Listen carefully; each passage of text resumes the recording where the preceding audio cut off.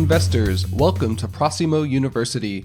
Our mission is to educate folks on how to invest their hard-earned dollars intelligently and with confidence. In this episode of Proceemo University, we're going to cover the ever-popular price-to-earnings ratio, also known as PE. First, we'll talk about what it is, how it's calculated, and how people use it when making investment decisions. PE is made up of two very simple components, stock price and earnings per share. Let's talk about stock price really quick. Sometimes when I talk to folks about stock prices, I feel like the concept is actually a little misunderstood. For example, someone will tell me Chipotle is trading at $1,500 a share. That's really expensive. When I hear that, I always dig a little deeper. Why do you say that's expensive? To which they'll sometimes reply, well, McDonald's is trading at $275. That's a lot cheaper. This line of thinking is a common and massive misunderstanding of stock price. The price of any two stocks cannot be compared directly. Let's actually talk about stock price for a minute and how price gets set. Any company that is publicly listed will have a market capitalization. This is the total valuation of a company. So let's say we have a company XYZ and its total worth is $100 million. Let's also imagine company XYZ has 10 million outstanding shares. We take that market capitalization of $100 million, divide it by 10 million shares, and we're left with $10 a share. Now let's say competing company ABC is also worth $100 million, but only has 5 million outstanding shares. 100 million divided by 5 million shares is $20 a share. In this example of our imaginary companies, XYZ shares are $10 and ABC shares are $20. Would we say ABC is trading at an expensive premium over XYZ because the stock price is twice as expensive? No.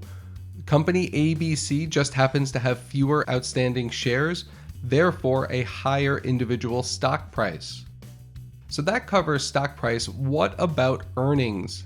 At a very simple level, a company's earnings is its net income, which is simply calculated by starting with a company's incoming revenue minus its operational costs. If net income is positive, divide that by the number of outstanding shares and you'll have earnings per share. If company XYZ generated $20 million last year and still have 10 million outstanding shares, then we would say XYZ has $2 earnings per share, or EPS. Now, this is a very basic example of earnings. Earnings can be impacted by other variables such as preferred dividends, share dilution from things like stock options and restricted stock units, and taxes. For this lesson, we're going to keep things simple. So XYZ has a stock price of $10, earnings per share of $2. We can calculate our PE. Finally, $10 over $2 is a PE ratio of 5. Great! Is that good? We can use PE in a couple different ways to evaluate a stock. A common way to think about PE is how does this company's PE compare to the S&P 500? The S&P 500 is an index of 500 large companies in the United States and is generally viewed as the baseline for all things investing. The average PE for an S&P 500 company over a long period of time is about 16. If we compare XYZ at 5 against that S&P 500 average of 16, XYZ is low.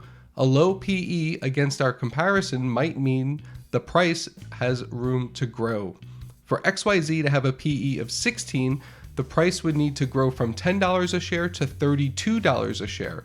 So in this very simple example, if we believe XYZ is as good as the average S&P 500 company, we would buy in at $10, wait for it to grow to that average PE point of 16, in which case we would more than triple our investment. Another way to use PE is to think of PE as a cost multiple to earnings. How much are you willing to invest in a company per dollar of earnings?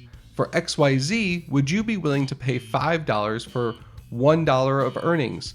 To answer this, we would want to speculate a little on what their future earnings will look like. We can speculate partially by looking at past earnings growth over the last couple of years, For example, if XYZ is growing its earnings at an average rate of 20% year over year, and we think it will continue that rate of return, then we would say XYZ at $10 is a very good deal because its earnings are going to double in less than 5 years at that average growth rate of 20% year over year. To summarize, PE is all about earnings. A low PE would mean a stock is undervalued. A high PE could mean a stock is overvalued, but it depends on future earnings.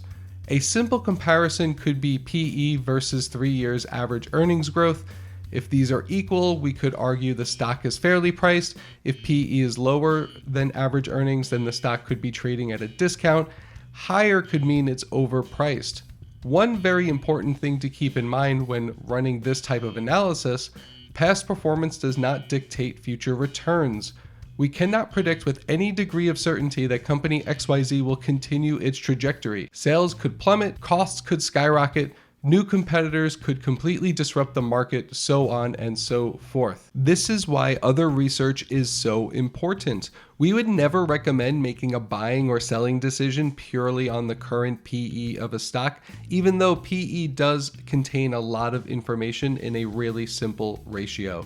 Thank you for tuning in to Proceemo University. Please give us a like and subscribe so you can be sure to check out new installments as they are released. Also be sure to check out our core videos to see the Proceemo stock of the week and our personal analysis of that stock. And if you really want to support the channel, please go to proceemo.com and consider signing up for our service, only $5 a month to do unlimited analysis on the stocks you follow. Thank you, we'll see you in the next one, and go find some value.